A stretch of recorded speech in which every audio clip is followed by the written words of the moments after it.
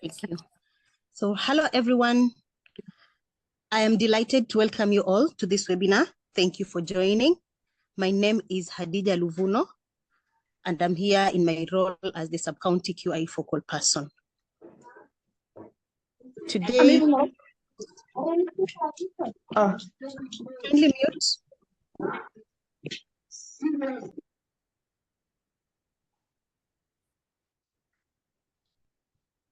Thank you. So in today's presentation, our main focus is on situation analysis. Sorry, I have a small problem share. Thank you. And we are going to look at the definition of situation analysis. We are also going to tackle understanding contributing factors to a challenge, and also learn the process of situation analysis in Kaizen.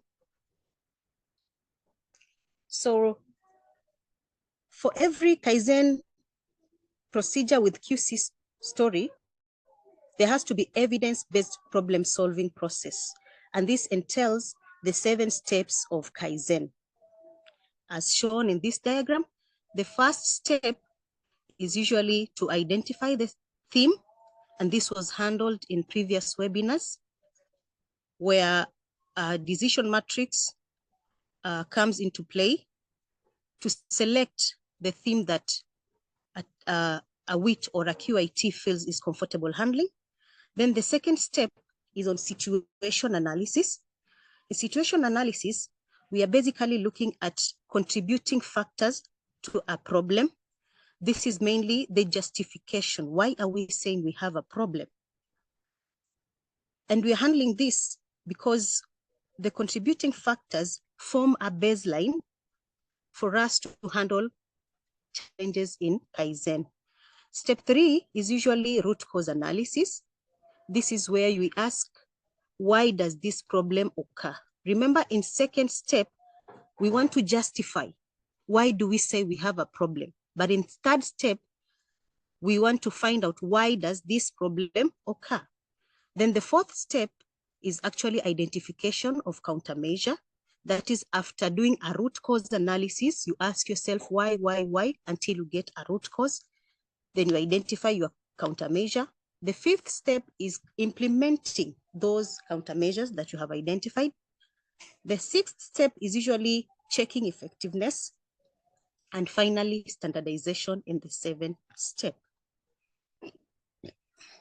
Relating the ladder to the PDCA cycle, we find out from step 1 to step 4 is usually the planning session. And then the fifth step, where we said we are implementing the countermeasures, forms the do step. The sixth and the seventh steps checks on effectiveness. This is where now you are checking whether your countermeasures are working, they are effective, and you're standardizing at the same time. And then finally, on the act step is where now you implement the standardized countermeasures for continuous quality improvement. So if I may ask, what is situation analysis in Kaizen? According to your understanding, please kindly note in the chat box in 3 to 5 seconds.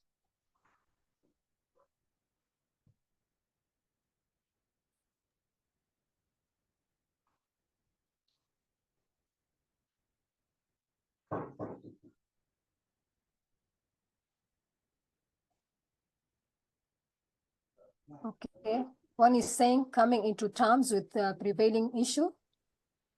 Mm-hmm. Any other input?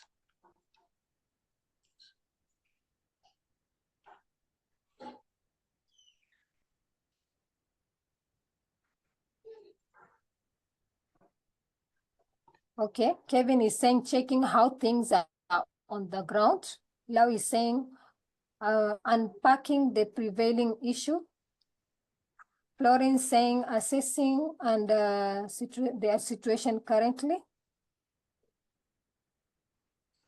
Thank you, Yusra. Is there any other, or we can continue? Yeah, I think you can continue. Thank you. So basically it is finding out the baseline or finding out the situation on the ground, like everyone said. Situation analysis in Kaizen is actually the process of identifying the magnitude of each contributing factor to a challenge. What do we mean by finding the magnitude of each contributing factor to a problem? Supposing we have a theme like increasing the number of students who qualify to take medical course. The problem definitely would be maybe most of the students did not qualify to join a medical course. So the contributing factors to the students not qualifying, we are asking ourselves, how do we prove that these students did not qualify? Remember, we are asking ourselves, how do we prove? Why do we say that they did not qualify? So the contributing factors will actually be the performance in the subjects that form the minimum qualification to join a school or a med school. Let's say a med school. So for a med school, the qualification would be maybe performing in the 5 or 6 major subjects, that is mathematics, language, the sciences like biology, chemistry, so on and so forth. So if we analyze the data, we collect data for the performance of these subjects, the minimum qualification subjects. These are what are contributing to either one qualifying or not qualifying to join a medical school. So these are the contributing factors, not the reasons why they did not qualify, but we are just proving why. Sorry, we are proving, or we want to know why are we saying that they did not qualify. So if we take an average on the performance of the different subjects, because these are the ones that are contributing to one qualifying, that is when now we will know whether they have qualified or they have not qualified. I hope that's clear. The process also involves data collection, and this can be either prospective or retrospective. Sorry. There is also use of Pareto rule to analyze the data. What do we mean when we say there is use of Pareto rule? In Pareto rule, it is said that 80% of the effects of a problem are contributed by only 20% of the causes of those problems. If we take our example of the minimum qualification to join a med school, the subjects that one needs to qualify or to pass in order to join a med school, definitely one will not fail in all subjects. They might fail even in one subject, but then the effect is seen as not joining. You're not qualifying to join a med school. So it is believed that even if you fail in one subject and you find out the root causes, why did you fail in that one subject, and then you come up with good countermeasures, then the effect will be seen generally in the entire process. That will be if students fail in a certain subject and you concentrate on looking at why do they fail, and then you come up with countermeasures and handle them, the effect will be all students will come to qualify at the end of the day. This step is very important because the same methodology that we use to collect data in step 2 will still use the same methodology in step 6. Is it clear?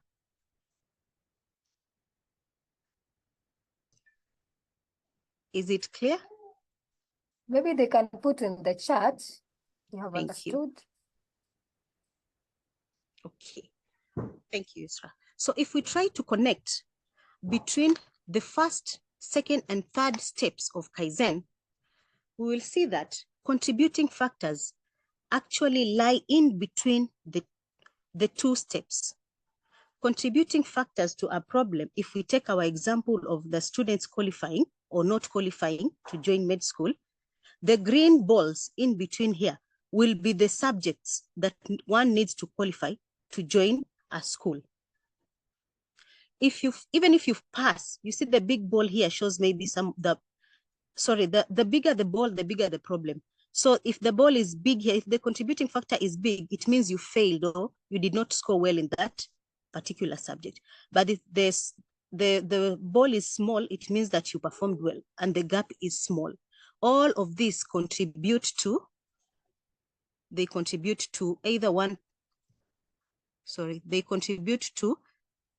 problem statement. And then down here, we have the root causes. So if you find out the contributing factors to your problem, all these averagely will tell you whether you're performing well or not performing well. I can use another example.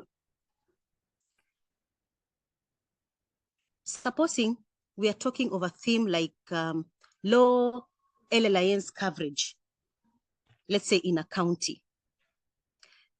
Contributing factors will be the sub-counties that report LLINs to the county. So the sub-county that contributes to a bigger problem for us will be the one that shows a bigger ball. This shows that the gap is too big, while the small ball shows that the gap is minute. What we need to do, we need to concentrate on the contributing factors that contribute to a bigger share to our problem. If we solve these contributing factors, then generally the effects will be seen as improvement in our theme. According to the definition, contributing factors or a contributing factor is a condition that directly influences the effect by increasing its likelihood or accelerating the effect in time and affecting the severity of the consequences. And these factors affect the chain of events. Just like we said, all these contribute to either they contribute to our problems according to their magnitude. I hope it's clear. In case you have any question, kindly do not hesitate. We can give more examples. Like we say, the low LLINs coverage. Another example would be a theme like when we say there's low uptake of under 5 years triaging.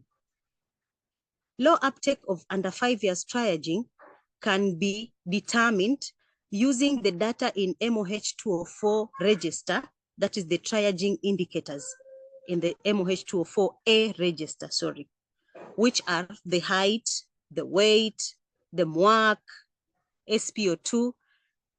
These are the ones that are contributing to either low uptake or a high uptake of triaging for under 5 years. Another example that we can use is like turnaround time in a facility. If we say that in this facility, the turnaround time is too high, what could be contributing to this problem? The contributing factor to this problem would be the different departments that a client passes through and takes time while they are being served, like the triage, the records department, the consultation. All this time that is being consumed in every department contributes to the turnaround time of clients in a facility.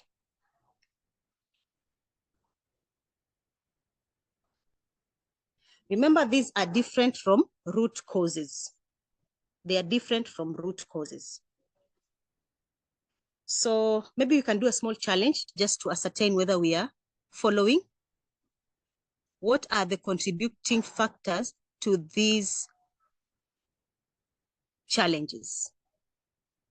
You can pick a challenge that you feel you have understood and then note down in the chat box the contributing factors. Then we can collectively discuss about them. Yusra?